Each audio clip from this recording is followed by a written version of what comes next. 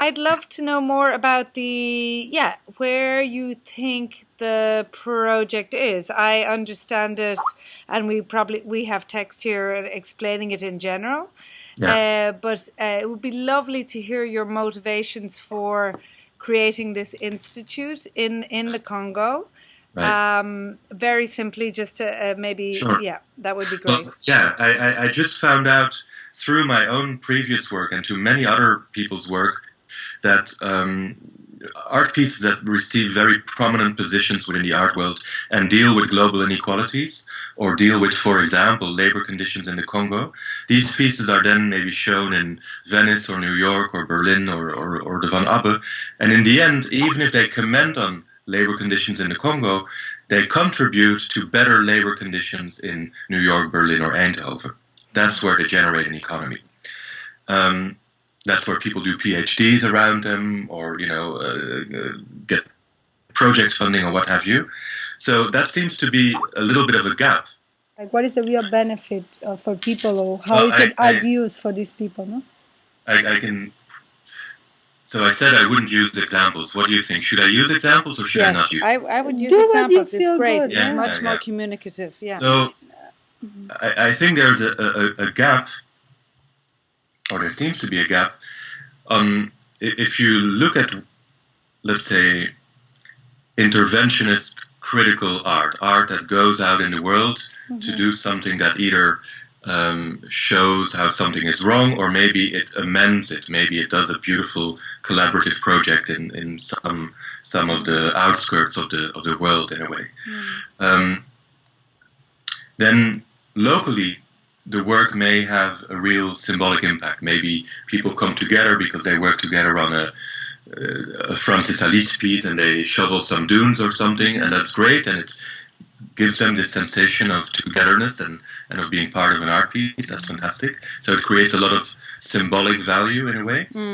And I think for art audiences in New York or Brussels or wherever they see it, or in Tate Modern in London, they also feel this. They are also together with these people that they see, with the art project. So it creates really a beautiful exception to how things normally work. Also, But if you look at the material impact of such works, then, I mean, I didn't exactly calculate it, but I am very, very, very sure that the work generated far more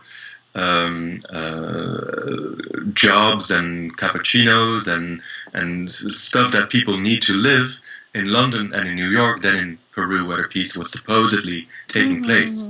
So if you do not only look at what the piece shows you that it does, right? I do something in the Congo, I do something in Peru, whatever. But if you look at the whole construction that you need to build that piece, and then to bring it to audiences in let's say the art world, then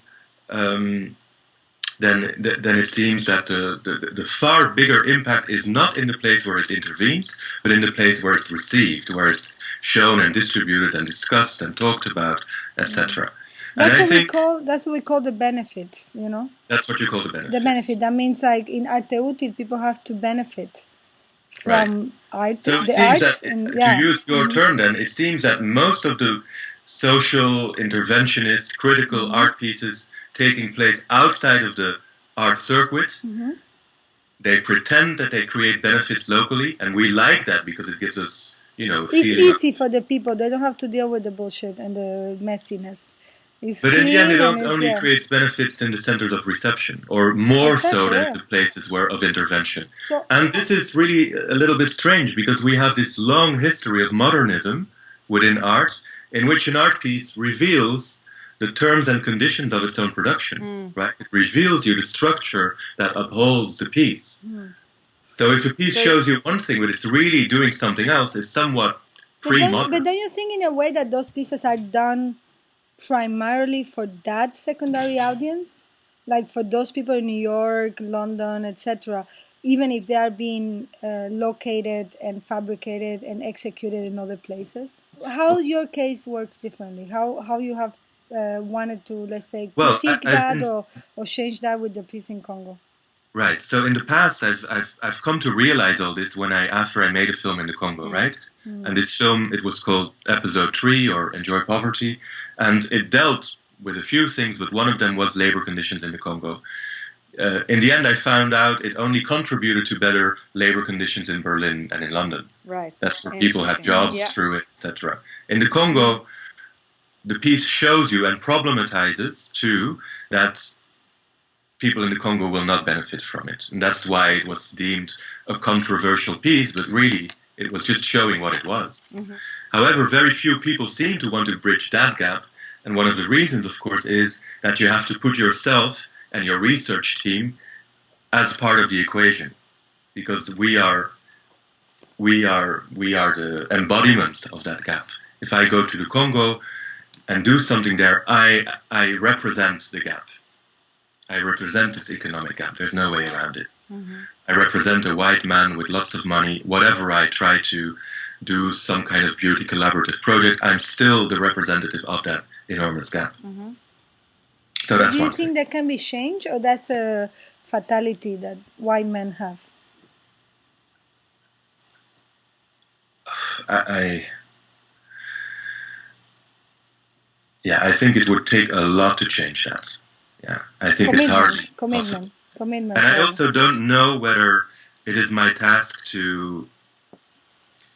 I don't have power over many things. I don't have power over the global economic structures. The only thing I can possibly have a little bit power over is how I disclose my own position within that. So one way we use it is two things. First, thinking if it's charity or it's empowerment, this idea of when people go, as you were saying, the example of these other students, that they go and they just have this kind of charity attitude where I give you something so I feel good, and you feel good temporarily, but really the solution or the discussion is not taken to a level of change, but just to the level of awareness, and that's another thing that we have, is like that what we call, I don't know how to call it, art, as it was, that is not useful, art or arte útil, is something that is to signal the problem, to talk about it, like you're doing, I think, with your work, and very successfully so, saying like, okay, this is happening. So the work become a signal or a sign of a problem that, as you can say, you feel you cannot solve. But in Arte Útil, what we have is the situation where the artist is taking the next step, which is, okay, I cannot solve the world hunger. I cannot solve the power relation between big corporations and a small farmer, right? Yeah. But at least I can propose this for this moment, this group, and this time, and which is kind of a rebellious attitude towards the status quo. And so I think I wonder, because when I read about your project, that always goes into my mind, is I'm not sure, what is how those categories work, how you think about them, or. Well, of course I think about them. The place where we work now, they live on a former Unilever plantation, a plantation in Congo that used to make palm oil for Unilever. The next plantation a little bit further creates chocolate for big chocolate corporations in Europe. So far, the people working on these plantations for 100 years already, so many generations, their fathers, their grandfathers, and mothers have been working on these plantations. The average income that somebody has to eat per day is 17 cents. So it's not a lot. We're now trying to build up a system in which we diversify the local economy. If a friend of mine, his name is Mbulu, if he works all day in the fields, palm oil, stuff like that, makes 17 cents. Maybe he makes $1, but he has to feed 5-6 people with it. So if he makes a drawing about the fact that he's about his labor conditions, and we can exhibit the drawing at, I don't know, KB in Berlin or something, or at the Van Abbe, and we can sell the drawing or in another way get revenue from it, then we obviously send the money back to the guy that made the drawing. How much do you get? Do you get a cut? Do you get like a percent? I don't get a cut, no. Okay. Of course, the gallery will take 50%. No? But other than that, it will go to the guy that made the drawing. And so reflecting on his own labor conditions will be far more lucrative economically than just working in the plantation. So we're kind of But at the same time, it's creating a weird relationship of dependency with a very unstable market that is, in this case, being legitimate by the scandal you can make or by the kind of... no scandal, but I mean like the kind of like buzz you can make about the project and legitimacy of the project and making people interested. It's dependent on that, absolutely. So I think they have no access to the market.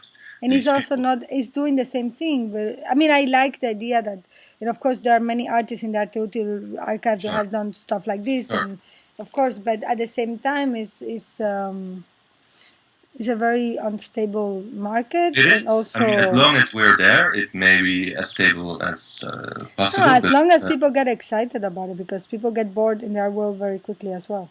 Sure. It's next, you know. But then there are secondary markets. The only thing that's going to change is so far we only were interested in their physical labor.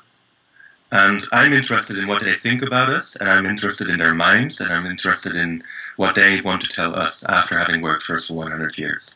This is something that is not remunerated. There is no market for their ideas or their creativity. But this, I think, is interesting because, for example, we have an artist in the show, Carla Fernandez, who had actually done something like this with the indigenous community, but she had give some value, concrete economic value to ideas and to designs that are taken for granted, you know. So I think is for me it's more like, you know, it's more interesting that you actually give value to something other people don't give value to, which is the idea of these people.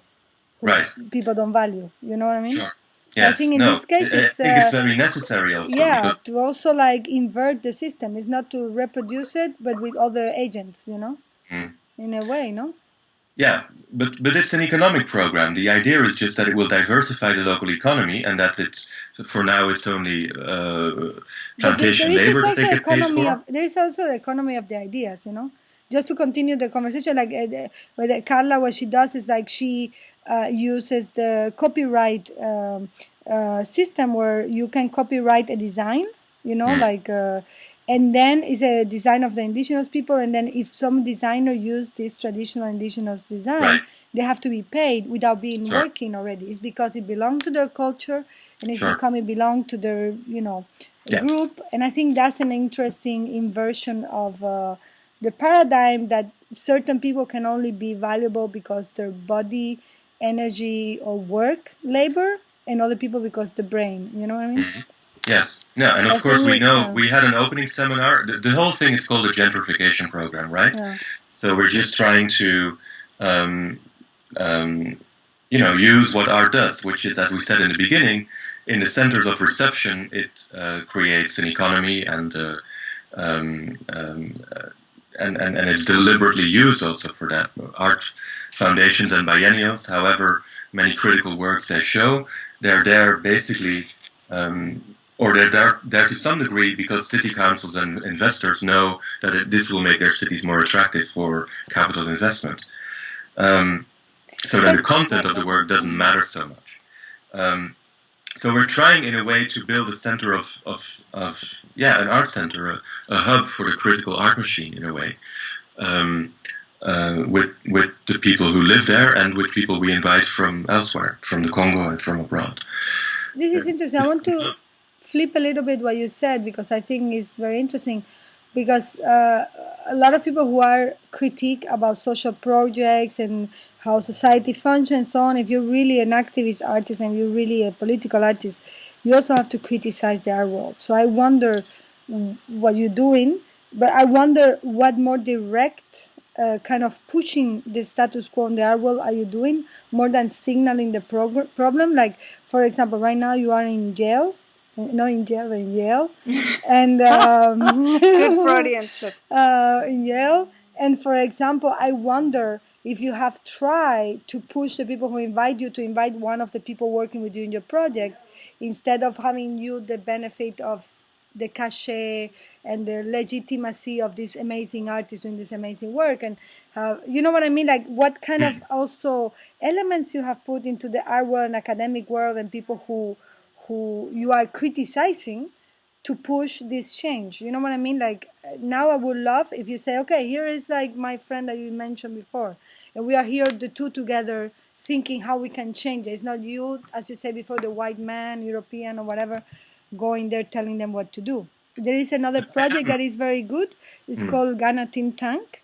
These are people, you know, I know about it. So I think this is very good because they have done something similar of what you do, like signaling all these problems, but they have done something very smart, which is they go to third world countries or developing countries to ask them how the first world can solve the problem. So I think right there you have something arte útil, because not only you are dealing with the idea of solutions, but also the idea of like the change of paradigm that is very quickly in the head of people. Like, who are these people to tell me in the United States what to do? You know what I mean?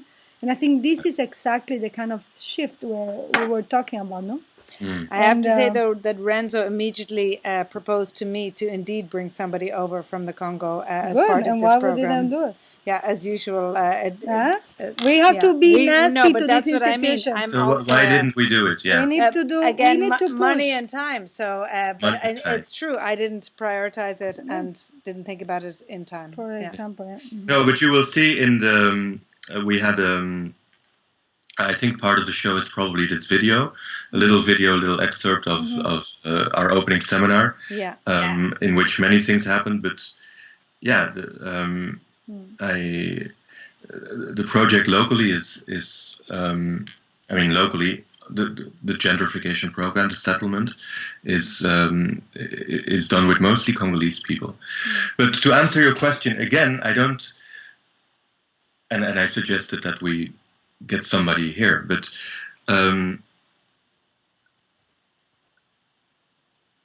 I think it's of paramount importance that, again, the conditions of art production are put on the table. You are working with a budget. The budget comes out of the Dutch taxpayers' money. The Dutch taxpayers' money has this money because it's a tax haven for big corporations who can then avoid to pay taxes in the third world where they really should be paid. This is what funds your project. Yeah. And many other things, but this funds your project. And this is why I have so many Latin American, East European, and people who they don't usually invite for this show.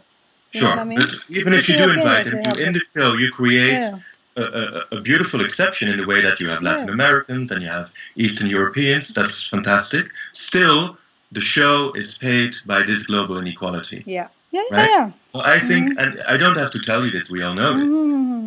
You are aware of it, but it's just very interesting. If you would put this out as pillars of what makes the show possible, then I think the critique that can be formulated within the show can deal with those pillars. And I think then we can come up with some transgressive stuff. Yeah, but I agree with you, but also in a way, we are trying to make some gestures with the show specifically, which are pushing the institution to use that money in a different way and to support projects that usually are more conflict projects. Yeah, and I think the Van Abbe is one of the only institutions of this scale in the world that would be willing to do that.